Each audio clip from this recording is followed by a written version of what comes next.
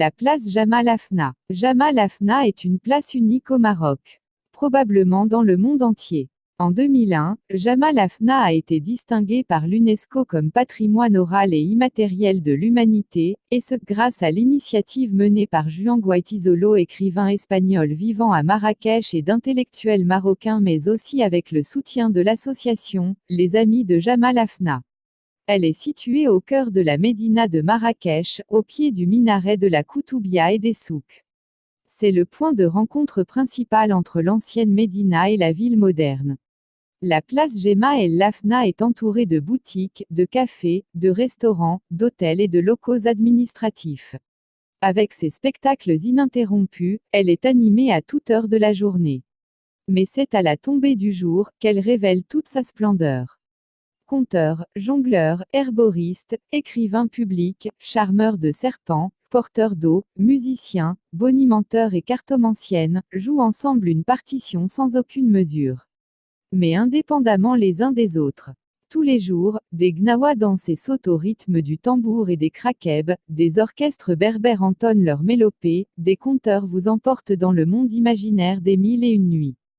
Certes, c'est difficile d'appréhender tout ce capharnaüm d'images, de saveurs, de sons sans se rendre sur place. L'animation nocturne de cette place mythique continue jusqu'à tard dans la nuit. En été, c'est pratiquement jusqu'à la levée du jour. Si vous avez faim, des petits restaurants ambulants sont à votre disposition. Vous pouvez y goûter aux délices de la gastronomie de Marrakech. Côté histoire, sachez que les origines de la place Jemaa l'Afna sont obscures. Dans les textes historiques, il y a au moins deux versions qui s'imposent. La première évoque que c'était une place du trépas, où sont exécutés les rebelles. La seconde désigne la place de la mosquée détruite, où la construction d'une immense mosquée a commencé sans être achevée à la fin du XVIe siècle. Le terme arabe Jemaa l'Afna renferme les deux acceptions.